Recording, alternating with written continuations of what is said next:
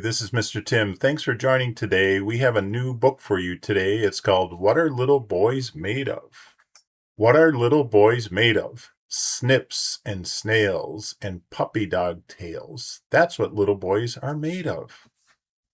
What do little boys dream of? Laughter and fun and adventures to come. That's what little boys dream of.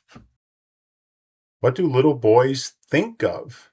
Time to spend with a favorite friend. That's what little boys think of.